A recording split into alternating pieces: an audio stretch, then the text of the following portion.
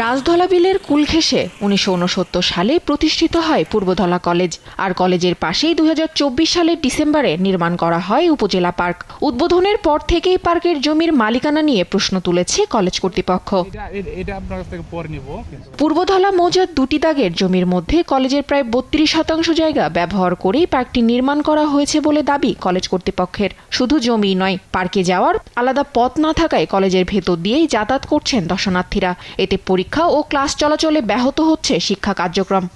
ওনারা বলছেন না, এই জায়গাটি হলো খাস জায়গা, সরকারি জায়গা, কিন্তু দেখা গেছে আমরা মাপ দিয়ে সেরে জমিটি আমাদের দলিল মূলে আমাদের কলেজের অন্তর্ভুক্ত। বহিরাগত এবং কলেজের ক্যাম্পাসের ভিতরে যেহেতু পার্কটা, ক্যাম্পাসের ছাত্রছাত্রীদের মাঝে, আমাদের কলেজের ছাত্রছাত্রী এবং বহিরাগতদের মাঝে এখানে প্রায় সময়ই মনোমালিন্য সৃষ্টি হয়, বিতর্ক সৃষ্টি হয়। এটা আমাদের জন্য একটা বিরাট অসুবিধার কারণ হয়ে দাঁড়িয়েছে। মাদক আসক্ত পোলাপান বেশি, ওইদিকে গেলে বিভিন্ন টিচার করে বিভিন্ন কথা বলে। যখন তারা এই জায়গায় আসে, আমাদের পরীক্ষা চালু হওয়ার পরে যখন গেটটা লক হয়ে যায়, তারা কিন্তু এই জায়গায় অনেক হই হুল্লা করে, ঠিক আছে, অনেক কথাবার্তা চলে, যে কারণে আমাদের যারা পরীক্ষার্থী আছে তাদের অনেকটা প্রবলেম হয়।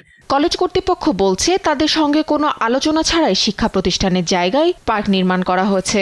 আমাদের সঙ্গে যোগাযোগ না করেই তারা উপজেলা প্রশাসন পার্ক নামে পার্ক তৈরি করেছে, কিন্তু আমরা এটা করতে দিতে পারি না এবং দিব না। আমরা খুব দ্রুতই এই ব্যাপারে শিক্ষা মন্ত্রণালয়ের আমরা লিখব, শিক্ষা সচিব অথবা শিক্ষামন্ত্রী বরাবরে আমরা এই বিষয়টাকে লিখব, এবং এটা যে তারা করেছে এর জন্য আমি তীব্র নিন্দা এবং প্রতিবাদ জানাচ্ছি। উপজেলা প্রশাসন বলছে কাগজপত্র যাচাই করে নির্ধারণ করা হবে জমির প্রকৃত মালিকানা, তারপর নেওয়া হবে আইন অনুযায়ী ব্যবস্থা।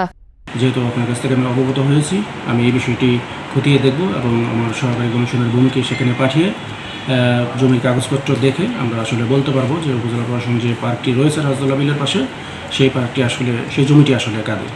পরবর্তী আইন অনুযায়ী প্রয়োজনীয় ব্যবস্থা গ্রহণ করা হবে। পার্কটি বিনোদনের নতুন ঠিকানা হলেও জমির মালিকানা নিয়ে এখন বিতর্ক তুঙ্গে। কাগজপত্র যাচাই শেষে জানা যাবে পার্কের জমি আসলে কার।